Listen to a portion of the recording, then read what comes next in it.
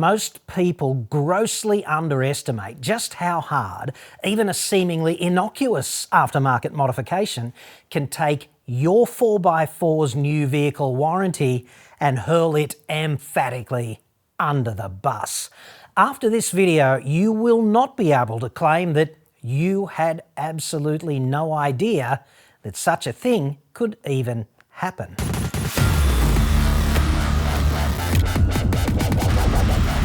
I'm John Cadogan from AutoExpert.com.au, Newcastle cheap, Australia only, website, card, sort of thing, you know. Now, I want to talk directly to you if you are that quintessential beard-stroking, blue singlet and steel-capped safety thong-wearing 4x4 adventurer about to take delivery of a brand new 4x4 and getting a little teepee in his stubbies on the bus thinking about all of the modifications he's planning to do, rocking up at ARB and saying, "Just get started, dude.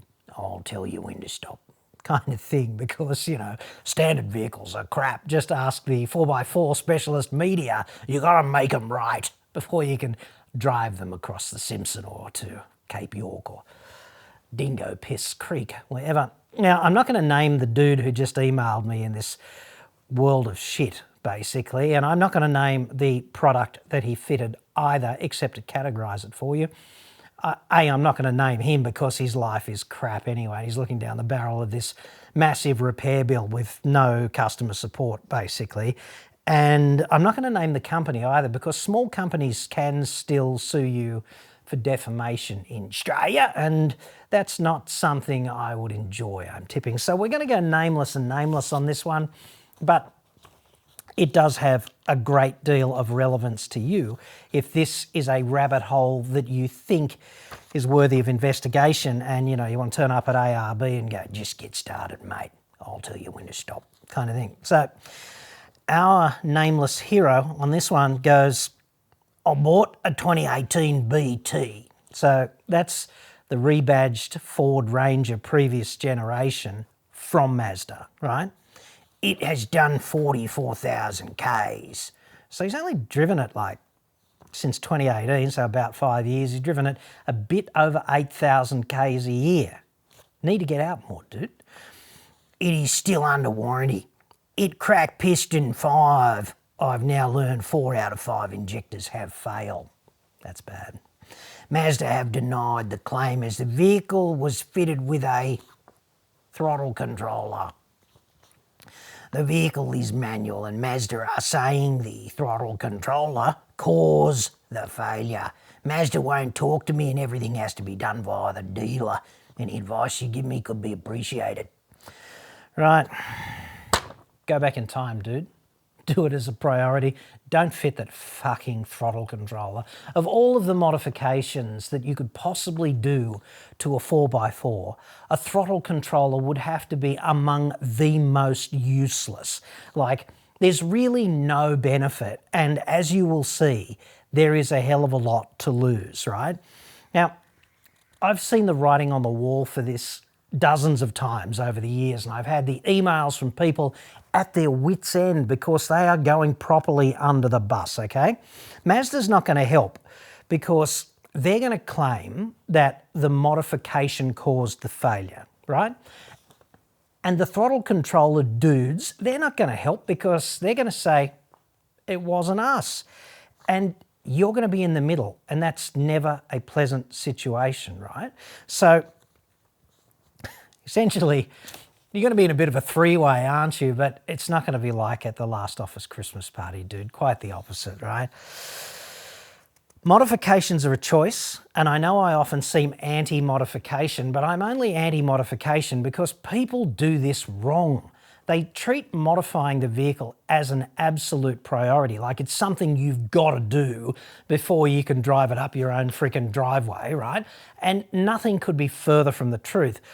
When you go four-wheel driving, and I've done a shitload of four-wheel driving around the place, you know, the Canning stock route, and I've been to Cape York and crossed the Simpson Desert and driven right across Australia on the Gun Barrel Highway, blah, blah, blah.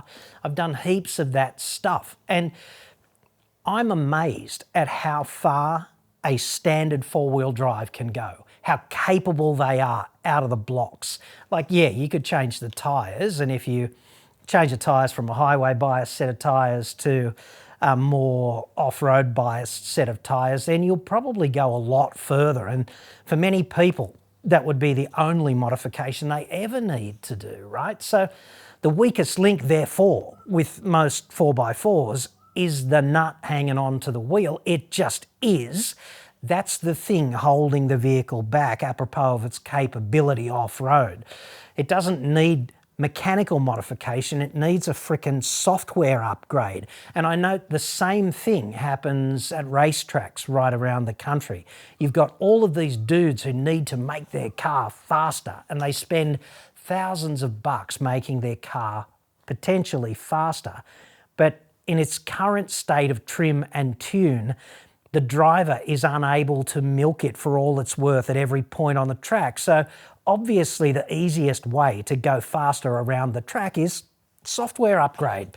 And most people don't think like that. Most newbie 4x4 drivers don't think like that. They go on forums and they listen to other beard strokers.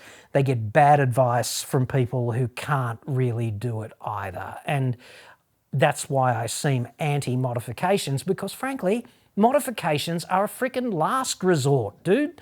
They just are. They're not the first resort, they're the last resort. If you buy a vehicle and you discover that you need it to do something and it is flat out incapable of doing that, then yeah, okay, modify it, fine. But you are rolling a dice and there's a set of potential outcomes that come with that, and you better hope it's going to be worth it, right? That's a pretty serious sort of door to open and step through, and you're doing it anyway, even if you're not thinking about the applications or you're not thinking about the consequences that could flow in a worst case scenario. And a lot of people are going to say, oh, but I've had a throttle controller and I love it, it's been great, blah, blah, blah. To which I would retort respectfully that Russian roulette is kind of fine statistically, 5 cracks out of 6, isn't it? But you just don't get to decide, you don't get to choose which one of those hammer falling down is the one that falls on the loaded chamber, right? And modifications and failures and things of this nature are just like this.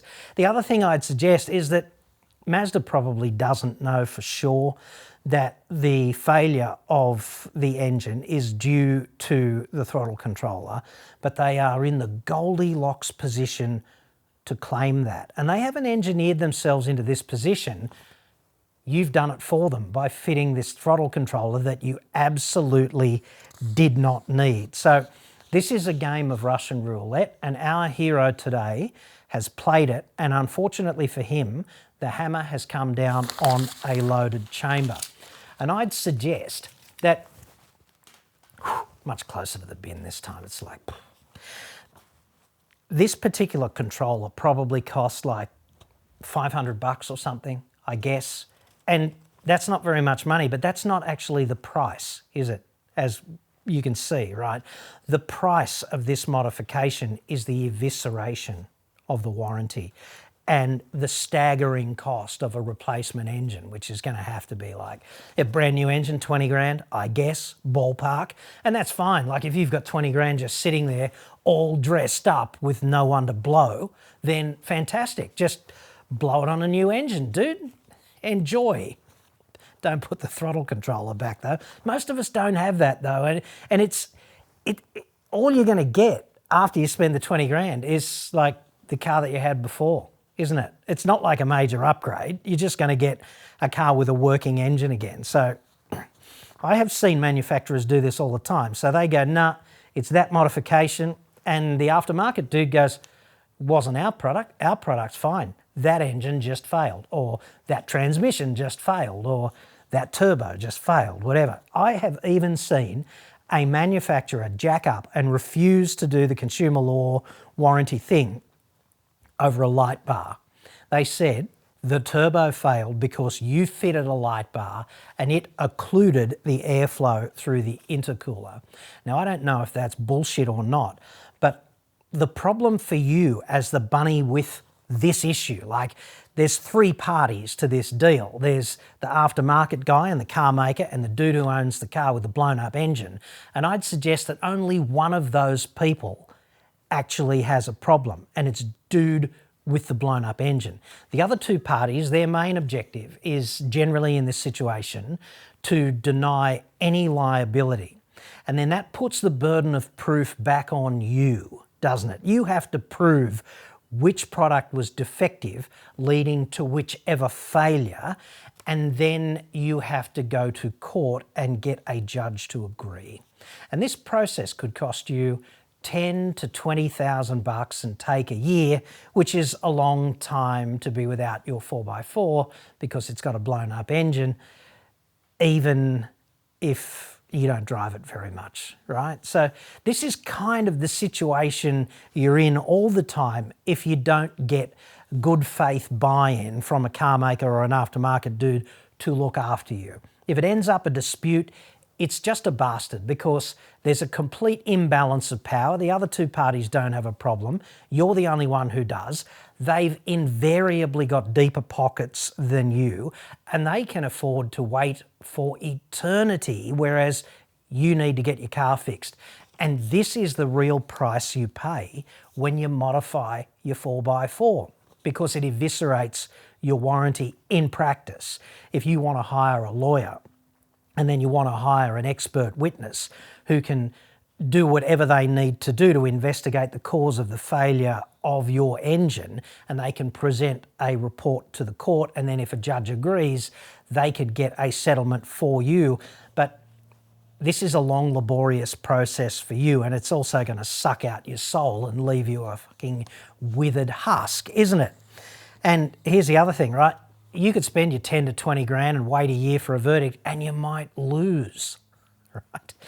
Then you've still got a car with a blown up engine, and the court's determined that neither party is liable for this problem, and it's on you, and you're another 10 to 20 grand in the red before anyone has lifted spanner number one to fix your engine. So I can't tell if the throttle controller caused this problem or not, but this situation is just a rock solid opportunity for both of those other parties to deny any liability. Like, you know, you're the dude with the problem and you're expecting help, and what you're getting instead is effectively spit roasted by the system, by expert spit roasters generally, because they've played this game before, dude, and you have not. And that's why it's so shocking for you. And they're like, eh. So that's why I say modifications are a last resort, not a first port of call when you get a new vehicle, okay? So to turn this frown upside down, you've got to approach the purchase of a new 4x4 like this, okay? You've got to live with the things that you like about the 4x4, and you've got to tolerate the things that you don't like. And if we're just going to fix things that we don't like, then that's a fool's errand, because hopefully you've chosen more or less the right vehicle. It's going to have more things you like than things you don't like, and therefore it's easy just to go like that with the things you don't like and just embrace the things you do like about it. Like, cars are kind of like wives, right? Of which I've had 6, so I know what the fuck I'm talking about there. And including 2 sisters, by the way, number 3 and number 5. So that made Christmas pretty interesting for a few years there. Anyway, the point being, the secret to a happy marriage, and I'd like to think that I'm an expert on that too, having done it so friggin' often, the secret is to just love the things that are awesome, right? And just tolerate the things that are less than awesome, and hope that the balance is kind of like skewed towards awesome because you didn't do an emphatically shit job with the choice, okay? That's what you've got to do. And then at trade-in time, you just say goodbye fondly and upgrade to a newer model with, let's call them, superior features and capabilities. And then it all works out just fine. And you could upgrade yourself in the process as well. You could become a better driver of sorts, you know? You just got to treat car ownership the same way. Like, how hard is it, dude? Just use marriage as a template for car ownership. And my other website, of course, relationshipexpert.com.au for more on that, if Alborz doesn't already have that URL registered.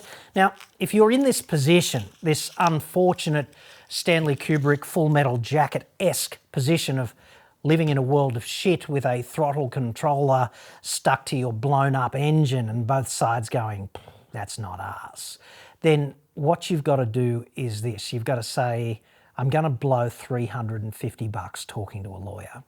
And then I'm going to take the lawyer's advice, right? And the advice might be, you're just better off trying to solve this yourself because 20 grand and you'll lose, you know, and it'll take a year. So given that the car's 5 years old anyway, I'd just get an independent repairer to either rebuild this engine if it is amenable to rebuilding, or I'd get a used engine with some sort of warranty and I'd get that installed because that'll be a fraction of the price of a brand new engine from a dealer. And that's kind of all a dealer's going to be interested in doing. They just want to order a part, in this case, brand new engine, and fit it and then hand you a bill for 20 to 25 grand, right? So given that the car is that old, I think the used engine option is probably looking okay if rebuilding won't work because there's some kind of catastrophic damage. So just treat that like an economics proposition. And then the reason why throttle controllers are such emphatic bullshit is because not that they're very expensive, they're not. The problem is that they could cost you 20 grand in this way, right? And all they do is they just reduce lag a little bit. And is it really worth it? Because guaranteed, you could get that vehicle to do exactly the same work that it has done for the past 44,000 Ks without the throttle controller. So just retrospectively, just get the rear vision mirror up there and have a look in it and go to yourself, was it worth it to fit that thing? Because if your engine was standard and if you had the car serviced on time and if the engine blows up, then you are looking like a freaking rock star in the context of getting either a repair under warranty or a repair under consumer law within the envelope of reasonable durability, which is probably about 160,000 Ks or 10 years, whichever comes first. So our hero is really only halfway to the envelope of protection of consumer law, but he's thrown himself under the bus by doing this useless modification that absolutely does not improve the capability envelope of the vehicle at all. So in the domain of value, it really is a poor choice to do these chicken shit modifications because the vehicle would have done everything it's already done almost as well, but certainly done it without the throttle controller. And if you looked on the website and saw a throttle controller and it said, throttle controller, it's awesome, $600, but you know, you're also writing a check for 20 grand and that could be cashed on you at any time without warning and it's going to be super stressful. So if it came with that kind of disclaimer, which is exactly the situation our hero's in, I don't think you'd buy the friggin' throttle controller, would you? So anyway, that's my thoughts on that. I know it's not entirely helpful for our hero, but hopefully it will help you with you and your fantasy modifications on the frickin' bus.